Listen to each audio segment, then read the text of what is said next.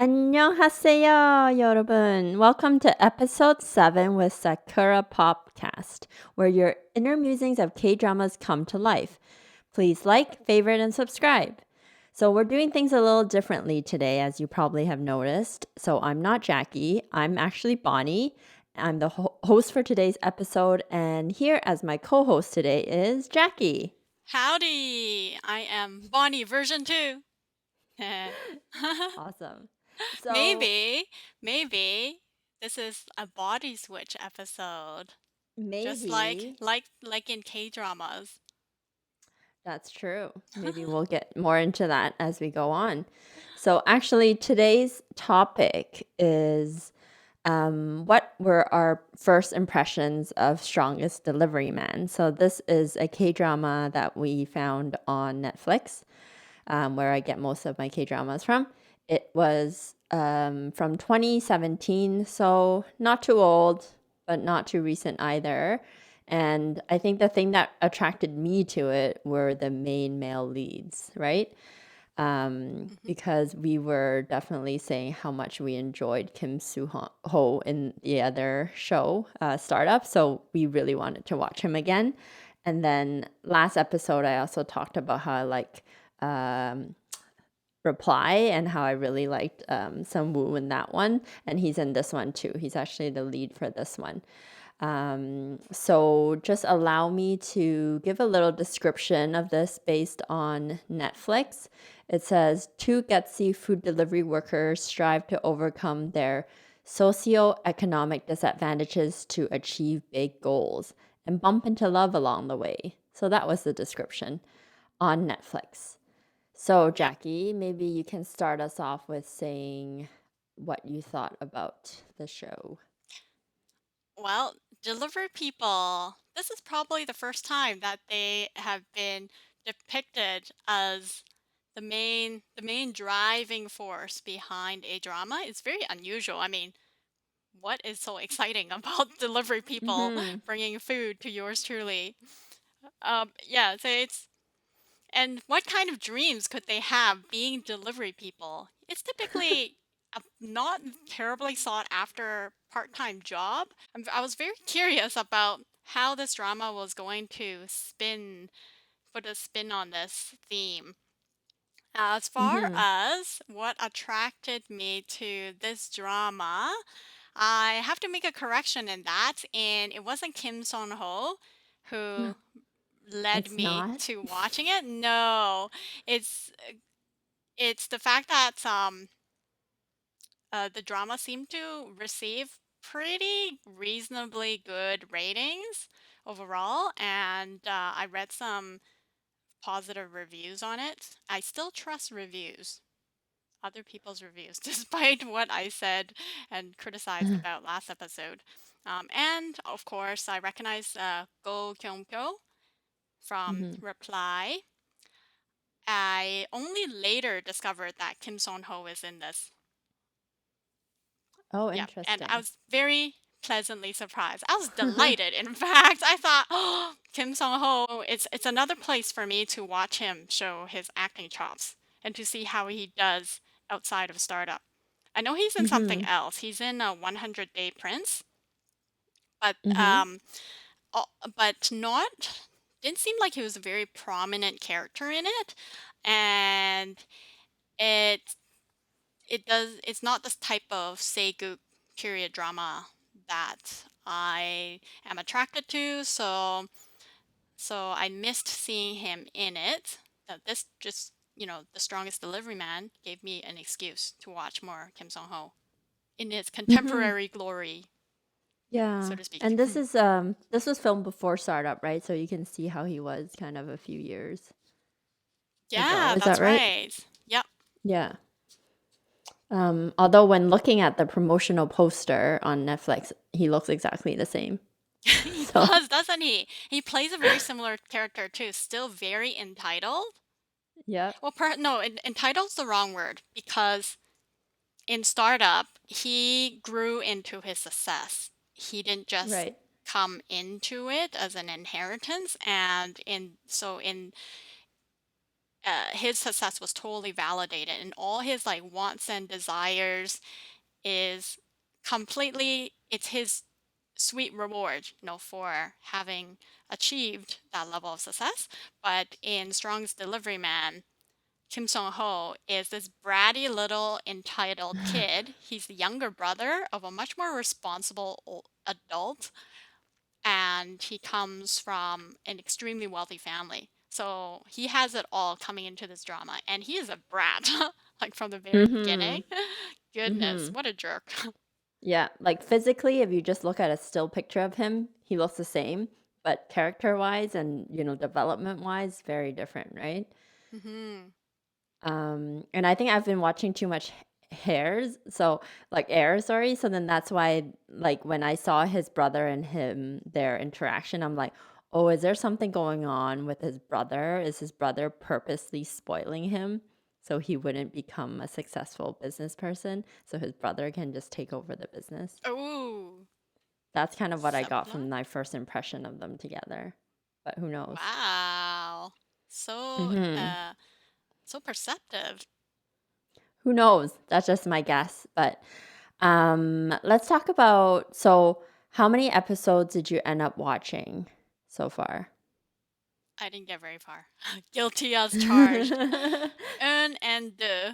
So I got up to episode 2, which is, if I have to defend myself, that is already quite a lot of progress considering that I wanted to drop it after 30 minutes in episode 1. There you go. And I think I finished episode 4, so I'm a little bit further along. But I can't blame you. The first 2 episodes were not very interesting. You know how I Here's what usually binge? Yeah, yeah, yeah, that's right. I'm Yeah, but I counting on wasn't you, able Bonnie. to. I wasn't I was able to counting on binge you. because it wasn't interesting. So, I was like, I don't feel like watching the next episode." So, yeah. Here's what I heard from Okay. our K-drama fellow addicts is, things start to really perk up after episode 2, Yep. because episode 1 really meanders across Mhm. like different characters, and it's just like seems like a silly kind of comedic type of theme that Mhm. they centered around. But starting like episode 2, by the end of episode 2, I got an understanding of the characters' backstories and their motivations. Mhm. So it, especially to um, Chae Soo Bin. She's the female lead, and she plays Right. Lee Dana in the show, and she's a female delivery person. And her end scenes in particular at episode 2, I found were particularly affecting. Like I was grabbed, I was captivated by Mhm. what her family situation was and how she's trying to move forward with it. So that's very cool. It shed a new light on her, and I had a newfound respect for this character. But Mhm. I really skipped around episode 2. What kept me going was Kim Song Ho. I did the same thing as I did near the end of Startup. Is I would skip all of the scenes without him in it. So basically, I would just go scroll for fast forward, scroll, scroll, scroll. Oh, okay, Kim Song Ho. Stop, play. Yeah. So I think I agree with your analysis. I think maybe, it would have been better if they pushed that backstory bit, but like more into the first episode, kind of like Startup, how that captured our attention at the beginning. Um, this one, it just meandered too much at the Yeah, you need beginning. I agree. you need a very solid reason to care Right. for the characters. Mm-hmm. And it wasn't until episode 3 where I felt like, okay, this is getting interesting. I can keep watching this, right? So perhaps you should give it a chance and go past episode 2. Oh God. It's got to be You, just better than okay. It's got to be yeah. outstanding. That's Okay. I'm pretty nitpicky. I So can see that. if it wasn't if it didn't have outstanding production values and amazing Mhm. actors, strong writing from the very get-go, then my faith in the ability of the K-drama to get better as time goes on wavers, and it's doesn't compel me to keep watching, especially Fair. since there are so many other stronger productions out there. Fair. Yeah. I think you're right in the sense that it probably didn't have a strong production value in terms of the setting and plot and everything. It just didn't capture your heart enough at the beginning. And like you said, it seems like really silly comedy at the beginning, right? So Oh, the first oh, episode. yeah. They lost me really, really early on. Okay, Yeah. first, that hit and run with the guy on the Yeah. motorcycle. I thought, whoa, it's a very action kind of oriented scene. So it's like a chase scene, right? A motorcycle Mhm. chasing a car with a jerk in it who hit somebody and didn't do anything to help that guy. Okay, and then he caught him. Uh, and what was the last thing that Go Kyung Pyo said? He said to the guy, so the guy's like saying, "Sorry, please don't report me to the police." And Go Kyung Pyo goes, "Yeah, you're sorry for the motorcyclist that you hit, but are you sorry for the people who didn't get their food delivered? How Yeah. could you, you rascally punk?" And I'm like, "What? Are you kidding me?" That's so And he lame. continues to go on like that too. He follows up with saying, "Now you've left these people cold, hungry, frustrated just because they did not get their food." And Yeah, it was yeah, so silly. face palm, Face big palm, face palm. definitely. I think it made him seem like he's so passionate about his job, but I was not feeling it. Yeah, passionate in all the wrong ways. Yeah. So I did not appreciate that for sure. I get what you mean. And Um, Chae Bean, she comes in really spunky and very right. badass, but they overdid her badass to almost a supernatural level. Because as she's riding through with her scooter, delivering flyers and business cards, she Hmm. chucks a business cards and it sticks into the side of like a door or a wall like a shuriken. I'm Yeah. like, yeah, way too over the top. Over the top for sure. Which is funny because if you look at the genre that this was put under, it's slice of life drama and romance. Nowhere in there is comedy. And the first episode, all I got was comedy, like silly, ridiculous comedy. So I don't think they stuck to their theme very well. How about, well, because you got up to the fourth episode, so did they lose the poor comedic timing at least by fourth episode?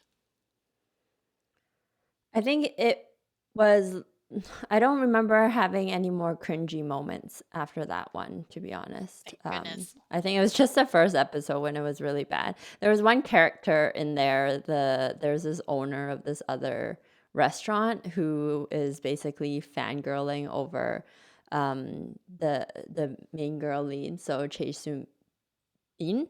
and he is kind of like he's a comedic relief guy, and he can be a little ridiculous at times, but other than him, everyone else seems less ridiculous after the first episode. So Yeah, that was they've got good. to dial down that They need to. false hilarity tone. Way Mhm. down. Right. Not a good look for sure. Yep, no. Um I do have a favorite scene between the two okay. episodes. It is a scene with Kim Song Ho in it, of course. Of And course. there's another girl.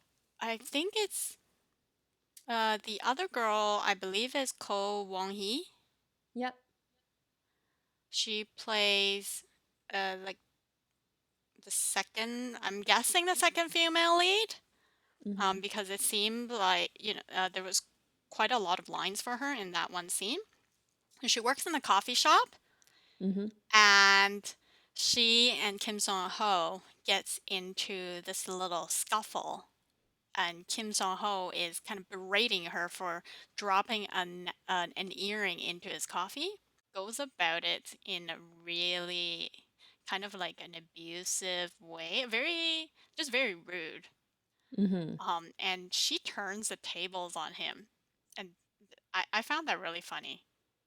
She starts to play the victim, and Mhm. she somehow was able to remove the evidence, and he couldn't find, like, by the time that the manager and Kim Song Ho looked for the dropped earring, she at some point had already quickly stolen it back and shoved it back on her ear. Yeah. I That was Yeah, really so good. Kim Song Ho got done in that scene. That was very fun to watch. That was fun too because I felt like her character, at the beginning when you saw her, she appeared younger than her age. You know how she was thought to be a high school student when she was actually 23. And, she seemed really naive and this rich girl that doesn't know what's going on in the world. So that surprised me, the fact that she was able to be so quick on her feet and able to kind of stand up for herself, Yeah, not made her a just more interesting person. yeah, she didn't just stand up for herself. Like, taking the high road would be standing up for yourself in that sort of That's situation. true. She totally just 180 degreed Flip the him. script. Yeah, Yeah, that's that's right. true. Yeah, I really like her. Yeah, I had no idea that she's a rich girl because I skipped all of the other scenes. Oh, yeah. So it's you're okay with spoilers, Oh, right? yeah, please. I want to know Okay. what happens without having to watch it. So basically, she's a rich girl, and I got that sense from her because she's so naive. I think she's someone who's like a princess who was pampered and got what she wanted, in terms of like her parents would plan out her life and stuff, and then to the point where she wants to rebel. So that's why she left her house or her home, and that's the impression I got of her. And then it was, eventually it was confirmed that that was the case, and then she went home, and then you find out that her mom is actually friends with Kim Son Ho's mom, and they want to pair them up. So they end up going on a blind date, and they have some kind of fake relationship, basically. But I got the feeling that Kim Song Ho fell for Chae Soo Bin. She saved him Yes, from he jumping did. over the bridge. Yes. So Oh. that's why it's the four of them. There's like some kind of love square going on eventually, right? So, sorry, Ko Won Hee, she's the one who, she likes her ajushi, which is kind of gross. Like, I hope she would stop calling him that eventually because they're only 2 years apart. And then he doesn't really like anyone right now, but you can tell that they're kind of setting him up to like those two girls, one of those two girls, and then you have the Kim Sung Ho who likes the main girl lead, Chae Soo Bin, and then there's this kind of fake relationship between the two rich people just for business reasons. So you can see a lot of complications going on in terms of love and stuff. Like the main two, you still don't know who they really like yet, but I think you can kind of guess based on your previous experience with K dramas Oh yeah. what's gonna happen. You You see it know coming from 50 miles away. Who is going exactly. to end up with whom? Exactly. Like as soon as you see their first interaction, you kind of see, okay, they're like enemies initially and then they're gonna fall in love kind of thing, right? So that's the little romance piece, which is always needed in these shows. I think the themes are pretty typical, other than the delivery people theme that you said is different, like the occupation. But they have the rich versus poor theme, they have the romance theme, and then they talk a lot about friendships and family too, which is another thing I appreciate in K dramas. Are you gonna keep I don't going? It sounds like that you're willing to keep going with this. Well, I don't usually drop dramas, right? So the fact that I'm watching up to episode 4 means I'll probably continue watching. I watch the airs, the whole thing. So So far I would say this is better than that. Now I'm so It's- curious, like, what will it take to knock Bonnie off that series train? I don't Like, know. what are they gonna have to More do in a K-drama more to, of that like, first totally turn you episode. off? More of the first episode comedy. If it's too much of that, I can't watch it anymore. Uh, yes. Yeah. The other thing that I found was not very appealing in the first episode, and I was disappointed about, was the fact that, I was kind of fangirling when I watched this show because I like the two male leads, right? When I saw their characters, I was disappointed. Like, I don't think that Kim Son Ho, his character's not good. Like, he's a brat. And then even like the main lead, like Oh Kyung Pyo, I found he was like his character was kind of silly too, like this whole line about like how passionate he is about delivering. And then I was like, definitely not as attractive as the initial shows that I watched them in, like Startup Also and curly Reply. hair. So that Like, was how I felt. he cannot Yeah, I didn't he like the cannot perm play the hair. curly hair look. You can't pull it off. Ew, yeah. No, no, I agree. Yeah. So that was disappointing. But I think, like you said, as there's more background information and you get to know them a little bit more, then they're getting a little better. But still not in love with them like I was in the other shows, unfortunately, so far. I still like Kim Song Ho. Perhaps I'm not, I don't it's not You like I are on his fully train. I don't fully dig his character in Strong's Deliveryman, but I Mm-hmm. do dig his top-notch acting skills, especially during Yep. the bridge scene. Mm-hmm. Wow. Just that it's part fear and part determination, and so many other kind of complicated feelings from the time when he starts driving his car to the time when he reaches the bridge. Every line, everything that he says and every expression that he makes, I can buy into it. So he's a very talented actor. I'm glad that That's true. people are paying lots of attention to him now. That's true. I hope he will get a drama series where he is the main lead, though, because I Yeah, oh feel my like he's gosh. not in this one either.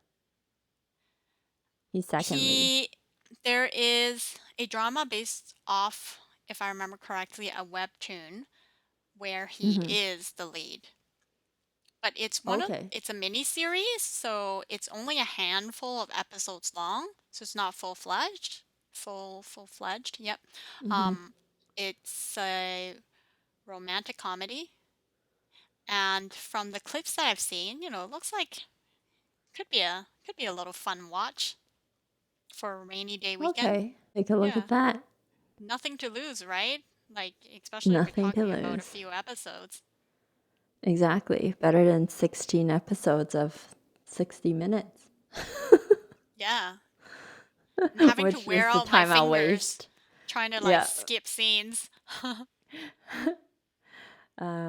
Yeah. So that's a lot about the actors. How about the actresses? What are your thoughts about them? Did you know them from before, or Chae Bin is really pretty. she is? I don't know her from any other shows. Like, other than the male leads, I haven't seen any of the other people in other shows before. Mm-hmm. And yeah, it's a good point you said about Bin, because I noticed in this show and in a lot of other shows, when you watch their character in the show, generally, for whatever reason, they like to portray the female lead as a poor one, right? So we kind of talked about this before off podcast, but they usually show them as a poor one. Therefore, they're not going to be like super dressed up with lots of makeup and stuff. So then when I see them, I'm like, okay, she's good looking, but she's not like gorgeous, you know?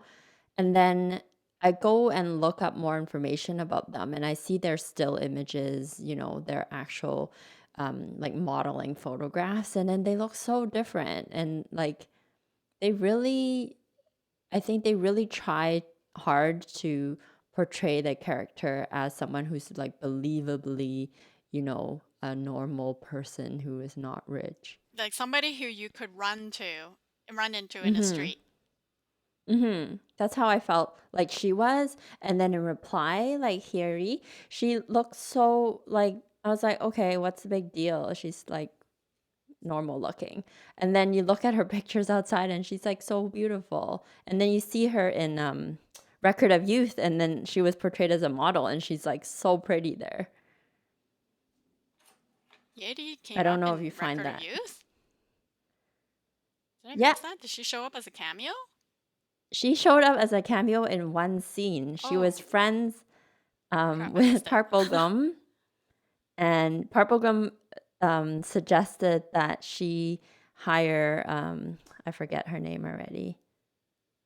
Park. Ah, that's right. I know what you're talking about. Yeah, like as a makeup artist. Remember that scene? Yeah, An Chonghua. Yeah, Yeah, yeah, yeah, yeah. yes.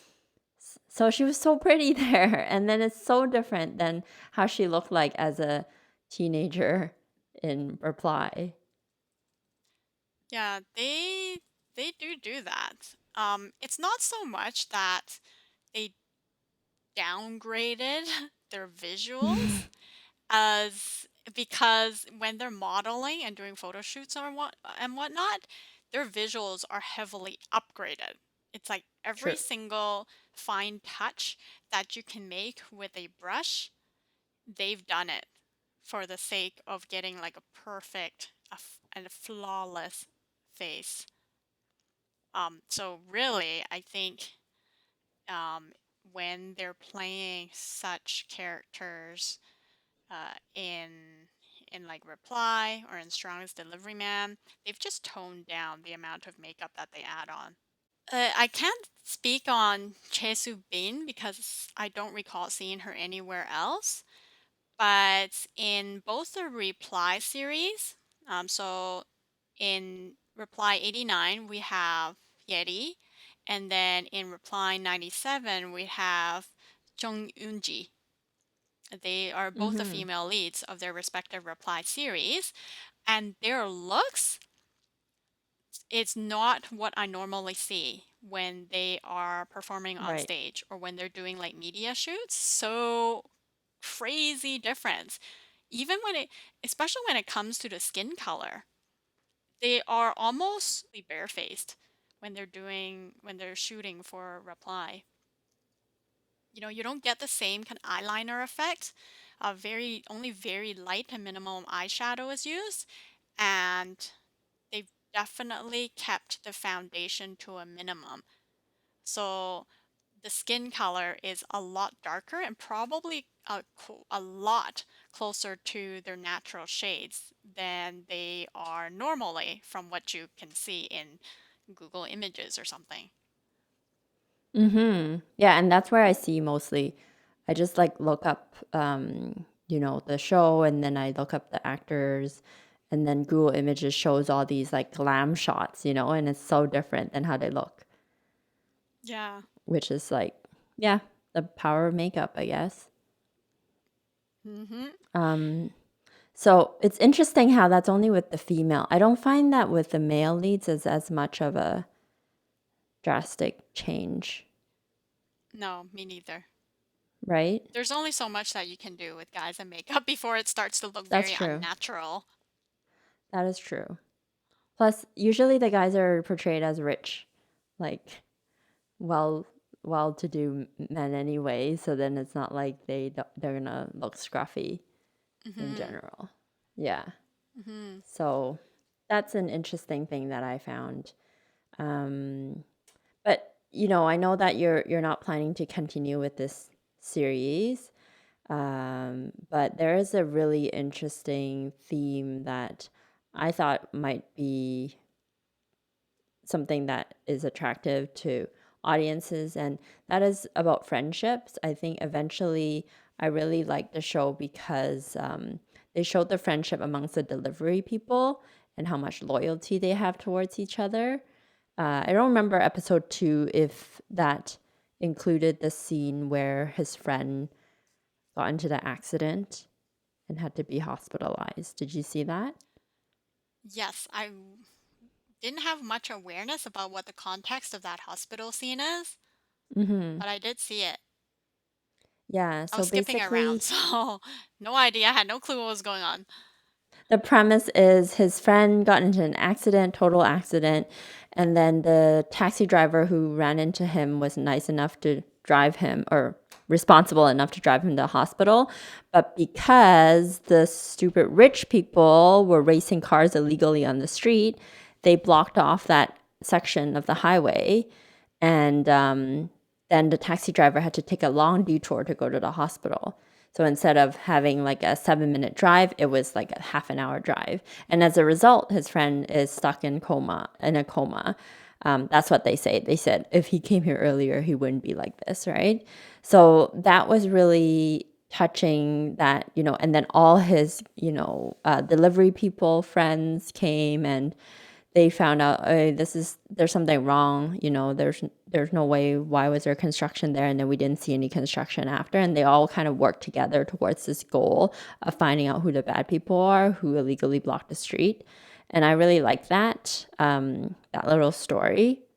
And it was sad Mm. too, because eventually, like, he finds out that it was Kim Son Ho who was he was the organizer for that event. Oh no. I know. And the really sad thing is, at the beginning, they were not really liking each other, when they interacted with each other at the car shop, Oh yeah. Ooh, that was nasty. right? So I'm like, okay, it's fine. They already hate each other. But you don't know, the thing is, eventually he becomes friends with him. They become friends because after he saves, or after Chae Subin saves him, she gets sick, and then he had to replace her in the deliveryman business with Go Kyung Pyo. So both of them were working together, the rich guy, poor guy, at the delivery place. And then they become good friends. And then eventually they find out, okay, you're not that bad. But that's when he found out, oh, no, this is the guy who got his friend sick. A knife So twist in the gut. it is. And that made me, like, that makes it more interesting, as you go through those types of ups and downs in their relationship. So I'm curious now as to what will happen between the two because they hated each other and then they became friends, kind of, and then now they're like enemies again, All which is right, sad. Bonnie. I want a weekly report from now on how Strong's How it Deliveryman is going for progresses. you. All right, I will let you know. I will continue watching it. Probably not binging as fast as I usually do because I don't know. I'm still not like, there's no really good cliffhangers where I'm like, oh, I have to watch the next episode. Mm. But I will let you know about it. So, since you're not watching this one, maybe you have other recommendations on what else you're watching right now? I am continuing on Signal. I've Mm-hmm. talked about, needing another dose of that excitement, like kind of that thrill of watching something that involves a little bit of police procedural work and um and some nastiness for a lack of a better word. So after Lee Dong-wook and Strangers from Hell, I moved on to rewatching Signal. I've seen it once, so it speaks to the rewatch value of the show, given that it's a police procedural where I should know all of the outcomes, and yet I'm still watching it. Because it's the experience that gets to the outcome that's really cool, and sometimes, you miss the little puzzle pieces during the first watch. And now I can put everything together so neatly in my head. They have 5 cases, major cold cases, that the people in the future are, and by future I mean like present day 2015 their time, are trying to solve because the guys 10 years ago couldn't solve it. I've forgotten how the two detectives from the two eras are were able to help like further help each other. Like I want to know how the mystery resolves because this show, the driving plot mechanism is that there's a radio. It's like an old, police walkie-talkie that can that you can send messages through time. So the one detective in Interesting. 2015 is communicating and sharing clues about cases with the detective in 1995. And, back in the 90s, your investigation techniques, interrogation techniques, and forensics is just definitely, especially in Korea, it's just kind of like budding. So it's nowhere Hmm. near what you can do in 2015 to find the murderer. Yeah, so that's what I wanted to I stayed in the drama to keep seeing how, like what um how they work together to solve the mysteries. Yep. Yeah. Also, like there are some neat moral implications that's starting to unfold over the course of like their sharing messages because essentially now you have the ability to stop murders from happening. You know ahead of time the name and the date and the place of when the next victim is going to take place, right? Hmm. But at some time, like during some of the cases, they've used that information, and yet the consequences were very dire. They save one person, but they lose other people because they Yeah. can't control like this avalanche of Right. consequences that happen because they've tweaked one thing and the rest of it is unpredictable. Yeah, I so see what you like. I see that you like themes like that. Same with while you were sleeping. yeah, I do. You're right. There's a very strong parallel there. It makes you think, Yep. that's cool superpower. I always think that, okay, if I could have any superpower, I would want to have like little glimpses of the future and little glimpses of the past. Mm-hmm. But then once you try to influence the Mm-hmm. later events of your life, right? Right. But what is that going to affect? Like that changes, if there's such a thing as fate, like that changes your fate line. It changes everybody else's fate lines who interact with you. And next thing you Right. know, things are like spiraling out of hand. So maybe it's not Mm-hmm. such a good thing to know the future. But In real life. in, yeah, but in while you were sleeping, everything works out really well. Okay, good. It's just that in Signal, things don't always work out. Instead of this one girl getting murdered, some other girl gets murdered Oh instead. no. So you basically swapped one life with another. Is is and that's not what they intended. So, the big question surrounding the whole series is it worthwhile if do you save people if knowing what will happen to them? It's a very tricky question. Mm-hmm. Especially if you're gonna influence what happens to other people. Yep. Yeah, That that's can be right. negative too. So Yeah.